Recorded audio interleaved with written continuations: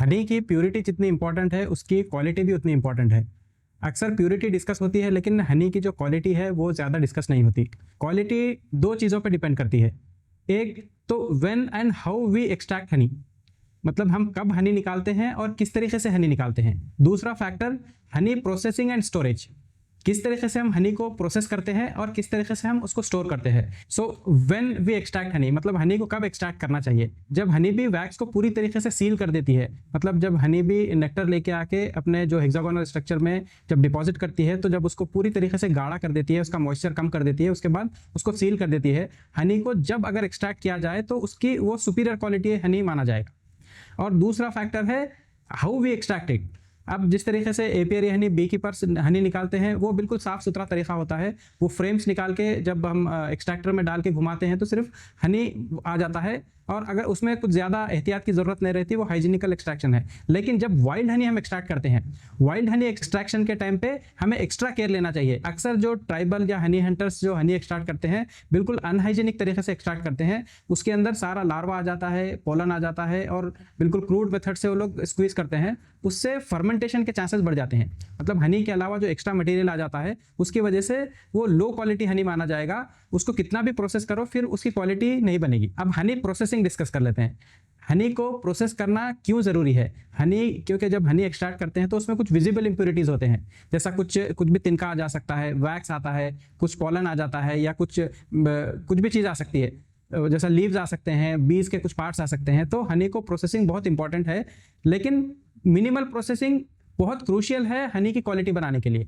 Minimal processing में क्या कर सकते हैं, एक सेपरेशन प्रोसेस कर सकते हैं। मतलब जब हनी आप एक्सट्रैक्ट कर लेते हैं तो हनी को एक दिन के लिए किसी एक कंटेनर में अगर स्टैंड कर लिए तो जो भी लाइट पार्टिकल्स है, जैसा लीव्स है, बीज के जो पार्ट्स है, वो सब ऊपर आ जाएंगे, और कुछ हेवी पार्टिकल्स होंगे तो वो नीचे बैठ जाएंगे। उस तरीके से अगर हम हनी निकालें तो वो मिनिमली प्रोसेस्ड आपको हनी निकल जाएगा, उसमें पूरी क्वालिटी अच्छी तरीके से बनी रहेगी। और एक स्टेप ये कर सकते हैं हम कि उसको कुछ वार्म कर सकते हैं, मतलब 40 to 45 डिग्री वार्म करके क्लॉथ से स्ट्रेनिंग कर सकते हैं। तो ये मिनिमल प्रोसेसिंग ही रहेगी और इसमें शहद की क्वालिटी बनी रहेगी।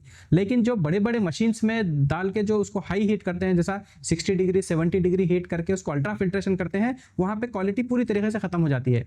एक तो उसके एंजाइम्स खत्म हो जाते हैं और उसके जो भी एंटीऑक्सीडेंट वगैरह वो सारा चला जाता है। तो उसीलिए हनी प्रोसेसिंग बहुत इंपॉर्टेंट है कि हम किस तरीके से प्रोसेस करते हैं। मिनिमल प्रोसेसिंग अलाउड है, ज़रूरी है, उससे क्वालिटी बनी रहती है। लेकिन बड़े मशीनों में जब हाई हीट और अल्ट्रा प्रोसेस करते हैं तो उसकी क्वालिटी चली जाती है। स्टोरेज ऑफ हनी, हनी को सिर्फ ग्लास बॉटल में या स्टेनलेस स्टील बॉटल में या कोई अर्दन पॉट में हनी को बहुत दिनों के लिए रख सकते हैं। लेकिन जैसे ये पेट बॉटल है, हम भी पेट बॉटल यूज़ करते हैं, लेकिन पेट बॉटल सिर्फ इस्तेमाल के लिए, फूड ग्रेड पेट बॉटल में रख सकते हैं। लेकिन अगर आप प्लान कर रहे हैं स्टोरेज के लिए 6 महीने के लिए या 1 साल के लिए, तो इसको आप ग्लास बॉटल में रखना ही ज़रूरी है। दूसरा, वो एयर टाइट होना चाहिए, क्योंकि अगर एटमॉस्फेयर में मॉइस्चर कंटेंट, ह्यूमिडिटी कंटेंट 50% से ज़्यादा है तो हनी वाटर को इम्बाइब करके अपर लेयर फर्मेंट हो सकती है। और टेम्परेचर भी इंपॉर्टेंट है। अगर आप हॉट एटमॉस्फेयर में हनी को रखेंगे तो इसका HMF बढ़ता जाएगा और कलर थोड़ा थोड़ा डार्क होता जाएगा और इसकी क्वालिटी कुछ डिग्रेड होगी।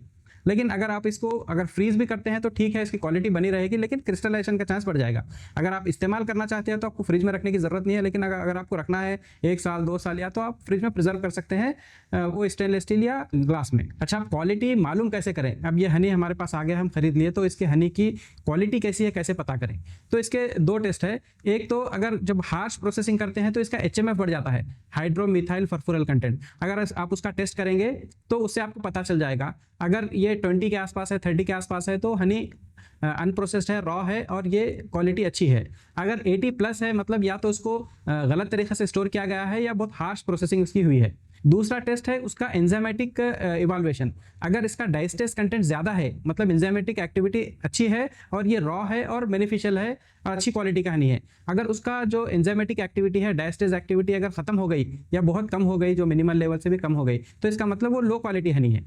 तो ये है हनी की क्वालिटी के बारे में। क्योंकि हम 30 ईयर से इसी इंडस्ट्री में हैं तो हम प्यूरिटी और क्वालिटी दोनों पे काम करते हैं।